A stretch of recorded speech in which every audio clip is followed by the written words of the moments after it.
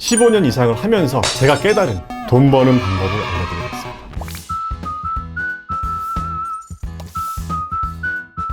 안녕하세요. 화장품 회사 대표 훈 대표입니다. 돈 버는 방법에 대해서 사실 처음엔 저도 잘 몰랐고 모르고 시작했는데 15년 이상을 하면서 제가 깨달은 돈 버는 방법을 알려드리겠습니다. 정말 들어보시면 어렵지 않고 쉬운 얘기인데요.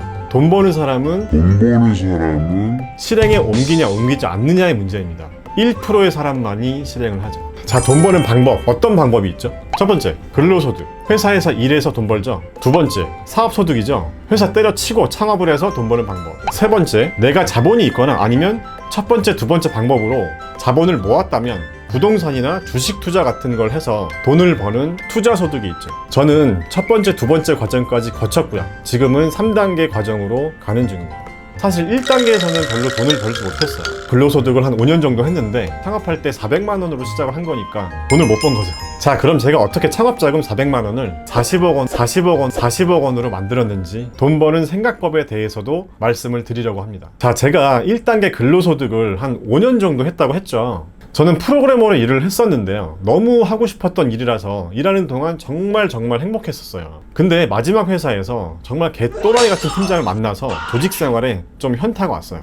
회사 때려치고 그냥 내 거 하자 그냥. 이렇게 해서 1단계 근로소득을 끝내고 2단계 사업소득의 단계를 시작했죠. 이때가 제 나이 30살이었고요. 근데 여기서부터가 문제였어요. 그때 당시에 지금 저 같은 사람이 좋은 얘기를 해주고 가르쳐줬으면 더 큰 돈을 벌 수도 있지 않았을까 생각해 봅니다. 아무튼 그때는 제가 돈 버는 생각법을 모르고 창업을 했다는 거죠. 그렇게 해서 처음 시작한 게 화장품 온라인 쇼핑몰이었어요. 프로그래머 하다가 화장품 쇼핑몰 생뚱맞죠. 그렇게 시작을 해서 오픈마켓도 입점하고 판매하는 품목도 늘리면서 매출이 점점 늘게 됐죠. 이때 당시에 월 매출이 2억 정도까지 찍었던 것 같아요. 근데 매출이 월 2억이라고 해도 제가 개인적으로 큰 돈을 벌지 못했어요. 계속 사업을 확장하는 데 투자를 했으니까요. 입점 품목도 늘리고 직원도 더 뽑고 사무실도 넓혀가고 이런 고정비가 늘게 되고, 또 하다 보면 매번 잘 되는 거 아니잖아요. 손해볼 때도 또 있고 하는 것마다 다 잘 되면 뭐 누구나 다 돈 벌겠죠. 자, 여기서부터가 중요한 포인트니까요. 잘 들으세요. 사업소득은 크게 두 가지 형태로 나눠집니다. 이윤을 내서 돈을 버는 방법. 장사가 이윤을 내서 돈을 버는 거죠. 가치를 만들어 돈을 버는 방법. 내가 창업한 회사의 가치를 만들면 더 큰 돈을 벌 수가 있어요. 쉽게 말해볼게요. 내가 무권리로 보증금 3천만 원에 월세 100만 원 정도 하는 곳에 이자카를 냈다고 가정해보죠. 장사를 너무 잘해서 내가 넘길 때 권리금 5천만 원을 받고 넘겼어요. 그러면 장사로 이윤을 남기는 거 말고도 가치를 만들어서 돈을 번 거죠. 제가 돈을 번 방법은 두 번째 사업소득인데, 이윤을 내서 돈을 번 게 아니라 가치를 만들어서 돈을 벌었어요. 창업해서 이윤을 내서 돈을 버는 방법이 장사나 사업을 해보신 분들은 잘 아시겠지만 하다 보면 항상 잘 되진 않는 거예요. 예를 들어서 치킨집 같은 경우 뭐 조류독감 이런 거 한번 오면 힘들어지고 그러잖아요. 아무튼 예기치 못한 변수가 너무 많기 때문에 장사로 이윤을 내는 구조가 지속성이 없다는 거죠. 직장 생활 할 때처럼 안정적으로 계속 수익이 나지 않을 수가 있잖아요. 그래서 내가 하는 비즈니스에 가치를 만들어야 한다는 겁니다. 내가 하는 사업에 가치가 생기면 이윤을 못 내도 돈 벌 수 있는 방법이 생깁니다. 대표적인 방법이 인수합병, M&A를 하는 방법이죠. 쉽게 말해서 회사를 팔아서 돈을 버는 거죠. 아니면 코스닥에 상장을 하는 방법도 있죠. 기술이 좋으면 매출이 부진해도 기술 특례 상장을 할 수가 있어요. 아무튼 코스닥 상장까지 얘기하면 너무 어렵고 너무 먼 얘기가 될 수 있으니까요. 제가 돈을 번 방법이 가치를 만들어서 상장사와 M&A를 해서 돈을 벌게 됐어요. 제 주식을 팔아서 돈을 번 거죠. 그럼 주식을 얼마에 파냐? 또 사는 사람은 얼마에 사냐? 가격을 매기겠죠. 상장사가 아니라면 주식 가격이 정해져 있는 게 아니니까 회사를 사는 사람이 너희 회사는 얼마짜리 회사야, 그러니까 주식 한 주당 가치는 얼마야 라고 그 회사의 가치를 평가합니다. 그래서 가치를 만들어야 돈을 벌 수 있다 는 말을 한 거예요. 여러분, 남 얘기가 아니에요. 여러분도 할 수 있어요. 저도 처음에 창업할 때 이런 거 전혀 몰랐어요. 그럼 어떻게 가치를 만들어야 하는지 알려드릴게요. 이 가치를 만드는 방법도 여러 가지가 있어요. 첫 번째로 내가 온라인에서 옷을 팔기 시작했어요.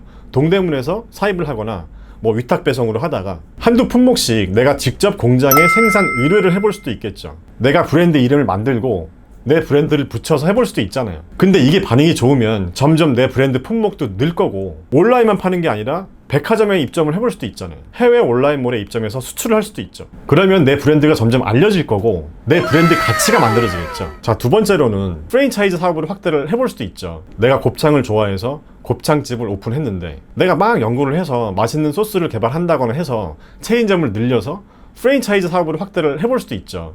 그냥 내 가게만 가지고 장사를 하면 가치를 만들기 힘들지만 프랜차이즈 사업으로까지 확장을 할 수가 있다면 가치를 만들 수가 있는 거죠. 그리고 세 번째로 뭐 유튜브 채널 구독자 수 이런 것도 가치를 만드는 거라고 생각을 해요. 내가 온라인 쇼핑몰을 하는데 회원이 30만 명이다. 이것도 가치를 만든 거라고 할 수 있죠. 내가 혼자서 모바일 앱을 개발해서 만들었는데 이게 다운로드가 만약에 100만이 넘고 동시 접속자가 늘었다면 마찬가지로 이거 자체가 가치가 생기는 거죠. 여러분, 어려운 얘기가 아니에요. 지금 어렵다고 느끼는 분들이 있다면 한번 물어볼게요. 시작은 해보셨나요?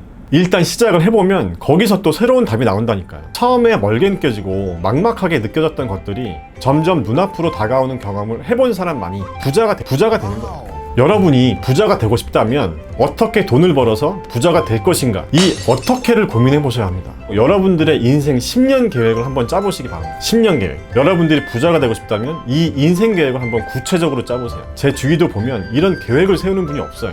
직장 생활 하시는 분들, 회사에서 연말에 내년도 사업 계획 세우죠. 매출 목표도 잡고요. 아니, 회사에서 내년도 사업 계획은 잘 세우면서 가장 중요한 왜 자기 인생 계획은 안 세우시나요? 5년 뒤에 내가 월 1억 원을 버는 게 목표라고 하면 어떻게 벌 건지, 뭘 해서 벌 건지, 어떤 방법으로 벌 건지, 아까 말씀드린 근로소득, 사업소득, 투자소득, 어떤 방법으로 주로 돈을 많이 벌 건지, 이런 디테일한 계획을 한번 세워보라는 거죠. 1년 뒤, 3년 뒤, 5년 뒤 계획을 세웠다면 저쪽에서 월별 계획도 세워보세요. 월별 계획이 나오면 주 단위 계획도 한번 세워보세요. 이렇게 계획을 쪼개다 보면 내가 내일 당장 뭘 할지 알 수 있겠죠. 여러분 인생이 다 다른데 누가 대신해서 고민해주고 계획 세워줄 수 없습니다. 여러분이 한번 직접 해보세요. 제가 옆에서 도와드릴 수는 있어요. 물론 저보다 더 크게 성공한 분들도 많고 더 훌륭한 분들도 많습니다. 제가 이 채널을 만든 이유나 이런 영상을 만드는 이유가 제가 20대, 30대 때 힘든 상황을 누가 가르쳐주면 참 좋겠다 생각했었거든요. 그런데 그런 게 없었기 때문에 그런 분들에게 도움을 드리고 싶은 거예요. 도움이 되셨으면 좋겠네요. 영상이 유익하셨다면 구독과 좋아요, 알람 설정까지 부탁드립니다. 영상 끝까지 시청해주셔서 감사합니다.